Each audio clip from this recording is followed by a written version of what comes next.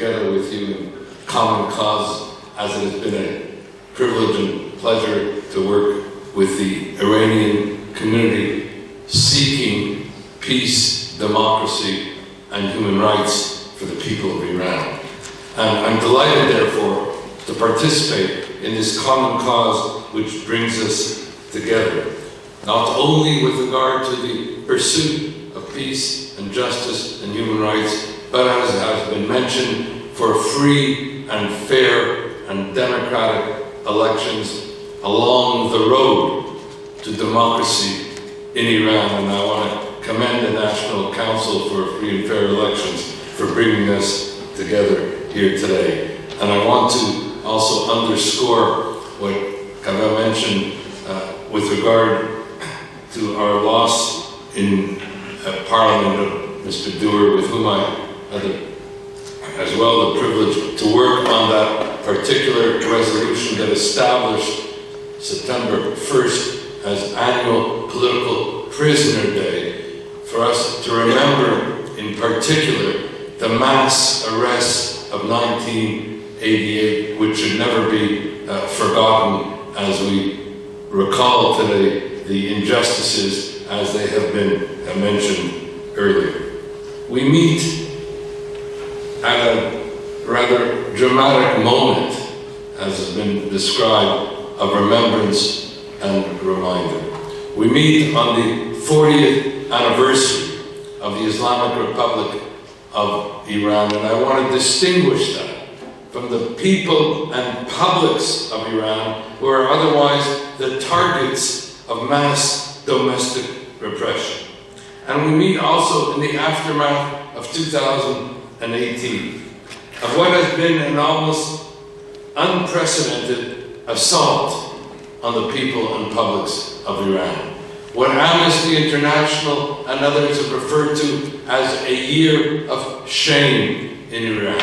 of an assault on all the civil society groups that form the bulwark, that form the pillar of what we mean when we speak about a democracy and human rights in Iran. And what I want to do very briefly is describe to you the nature of this massive assault in 2018, which has gone largely unaddressed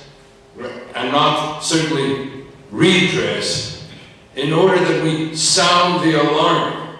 on what has been happening to the brave people of Iran. Let me begin first with this question of students. 2018 began with the mass arrests of students in Iran. 5,000 arrests, 25 deaths,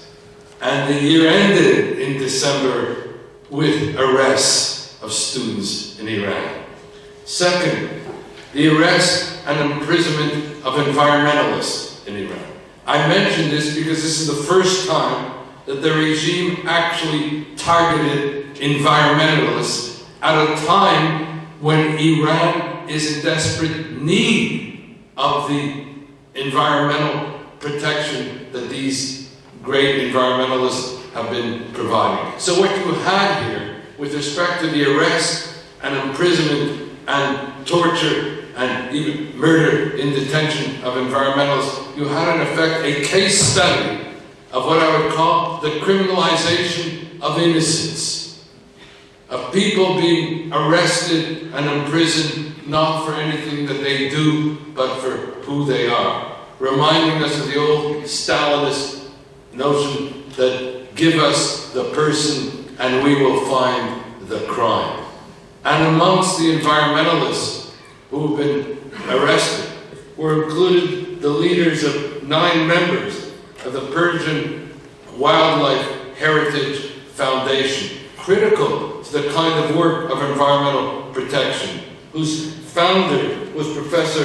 Qaboos Sayed Imami, who died in mysterious circumstances, suspicious circumstances in the notorious Evin prison in Iran, and where the others are still being detained, still imprisoned, at risk of national security charges and imprisonment, and therefore at risk of their life. And where Professor Kayuzamani's family has themselves been the subject of harassment, his wife not being allowed to leave Iran, the lawyers on his behalf themselves being imprisoned, and one can go on. The third category, and I'll move them very quickly this point, has been where the intelligence minister, Mahmoud Alavi, has led a systematic campaign to arrest and imprison dual nationals in Iran, which has resulted in the unprecedented advisory from the United States and the UK warning their nationals in terms of what travel to Iran can bring about. Fourth, the regime's attacks on leading cultural figures in Iran, musicians, models, photographers, filmmakers, and writers, including the directors of the Iranian Writers Association. The fifth has been the emergence, and I want to make special mention of this, within the gender apartheid in Iran, the emergence of the movement known as the Girls of Revolution Street, fighting for women's rights, fighting for equality in Iran. I want to single out Shaprak for her great, courageous work on behalf of the women and people of Iran.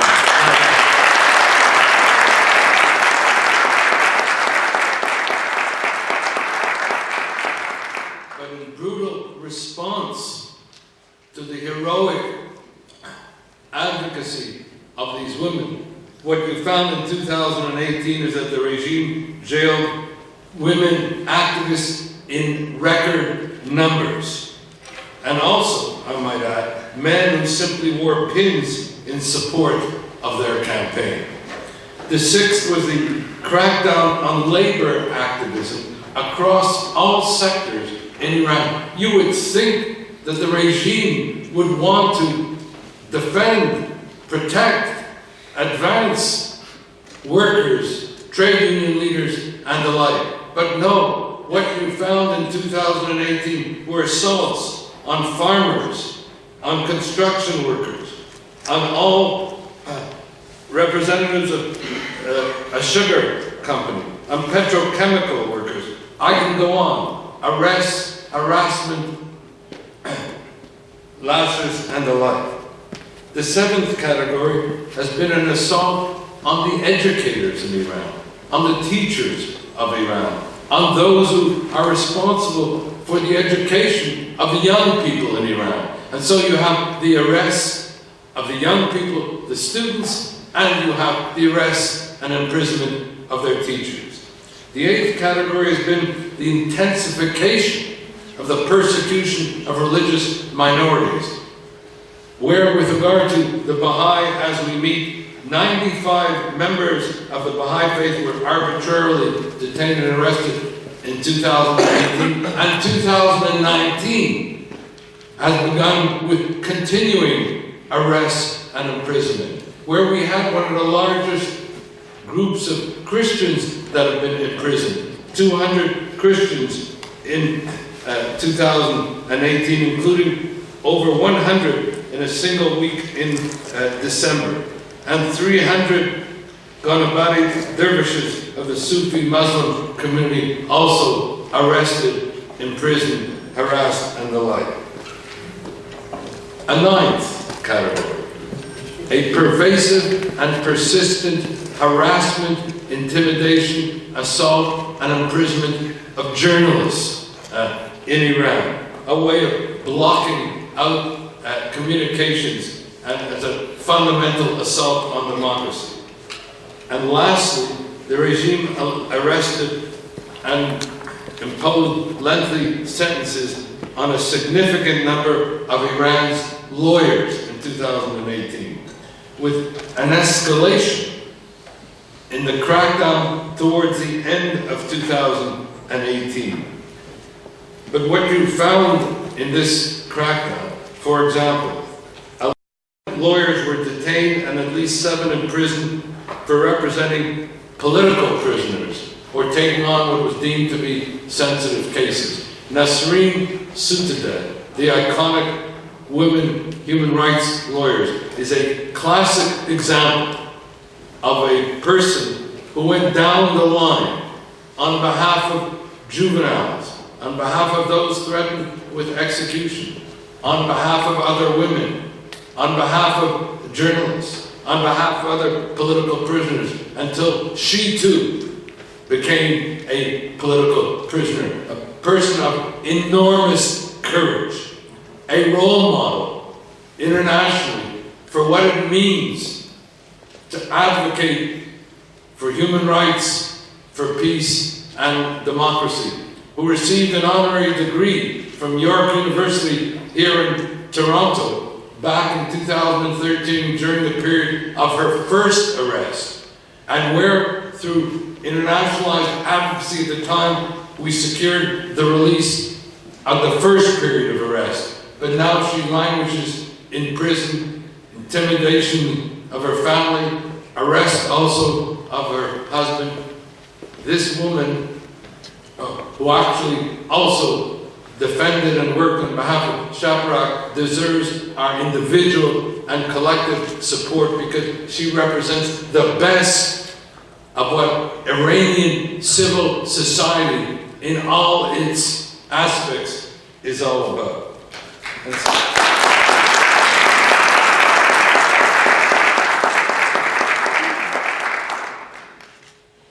In sum, during 2018, the year of shame for the Iranian regime, this regime effectively criminalized all forms of peaceful activism, effectively criminalized all leaders of civil society who form the bulwark of what the struggle for peace, democracy, and human rights is all about. It is our individual and collective responsibility to stand in solidarity with these brave leaders of civil society, freedom and democracy in Iran, to let them know that they are not alone, that we will continue to work and struggle on their behalf for a free and fair and democratic Iran. And we